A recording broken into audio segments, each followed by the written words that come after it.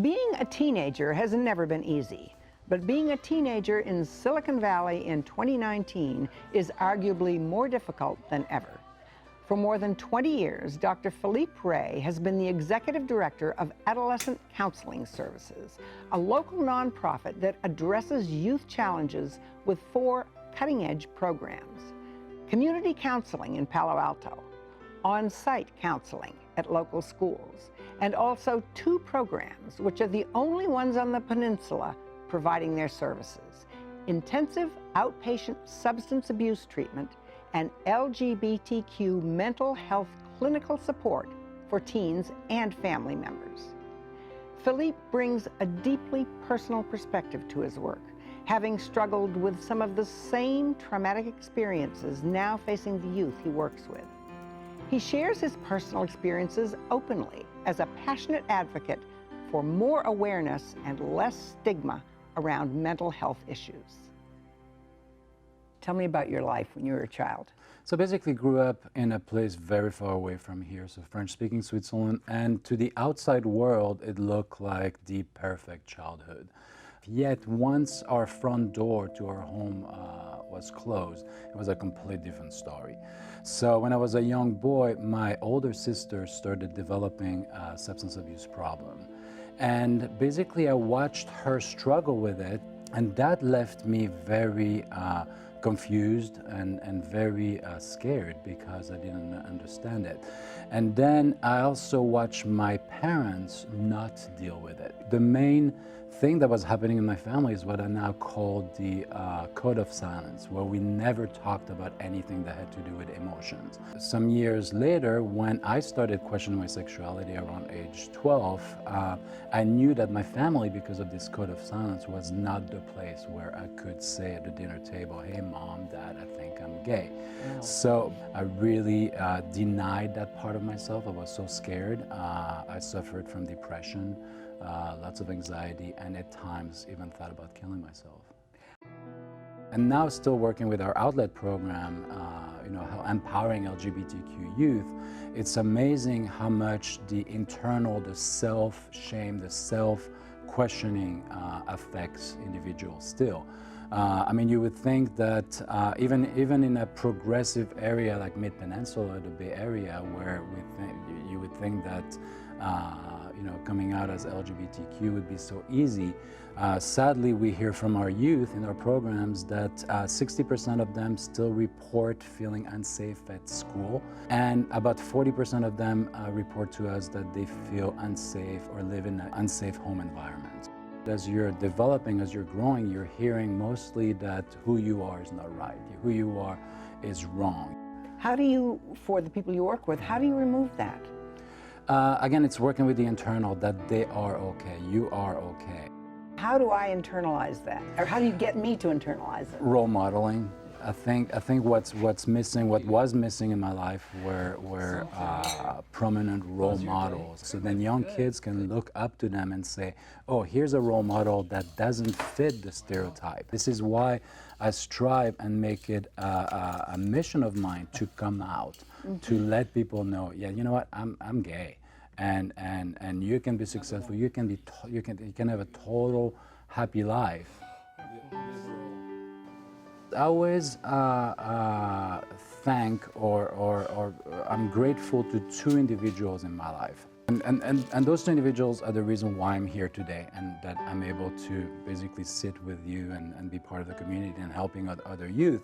Is the first individual is this woman who used to time her walk on my way to school daily, and casually she would engage me in conversation, and that became a daily routine, and I was so expecting, I was so looking forward to those walks, because all of a sudden I felt like I matter, I existed, somebody sees me, I have a place here. And then the other person was at school. I had a teacher that did the exact same thing, and I credit those 2 individuals for basically giving me another chance at life and looking at another day and not ending it all. And now going back to my role as the Executive Director of Adolescent Counseling Services, and what I tell many people is You know, you have no idea what an eye contact and a simple good morning, good afternoon, how are you?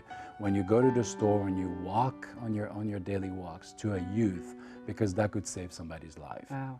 And this is who I am today. I'm those two women. Adolescent Counseling Services is those two women. We are the only organization south of San Francisco to to San Jose that offers intensive outpatient program for teens, youth who are struggling with substance abuse. So it's an intensive program. So it's basically the last step before hospitalization. And the key to the success of that program is we keep the kids, the youth, in the community. So they still go to the same school. They still live with their parents. So they're not removed and shipped over to Utah or to a wilderness program. The other key to the success of that program is we involve the family. So mom, dad, guardians, whoever is important in that child's life. What do you see as the main causes of substance abuse among the youth? Well, again, substance abuse is only a symptom.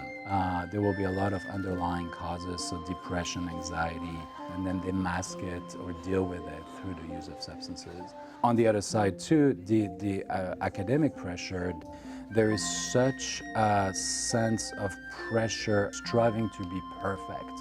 So it doesn't really matter. And we see that with all of our youth. It's not just the LGBTQ youth. This idea that I need to be better, I need to do more, I need to have better grades, more money, bigger house. And it's becoming to a point where it's almost impossible. What do you most want parents to know about all of this that you wish they knew? Oh, let your kid be a kid. Let your kid get dirty. Let your kid, and when I say dirty, I mean, let your kid play, climb trees, play in the mud. Let your kid have downtime. I think that's so important. So you're dealing with a lot. Day after day, you keep going back for more. What part of this is the most fulfilling? What keeps you going back day after day? Knowing that when I go to sleep, a kid, even if it's just one, because of the support of Adolescent Counseling Services, was able to say, I'm gonna try one more day.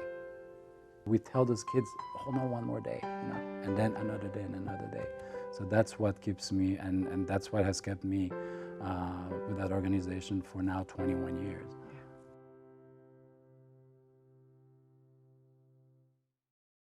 Do you know someone who has overcome significant hardship and has an inspiring story to tell? Someone who has sacrificed or given over and above to the community and deserves some recognition? If so, please contact us with your nomination for next year's Local Hero Awards. To find out more about our local heroes and to watch interviews with all the winners, visit our website, midpenmedia.org. At the Mid-Peninsula Community Media Center, you can make your own videos and television programs and take classes in all aspects of media production. You can also hire our professional services team. To find out more about that, go to mcproservices.com.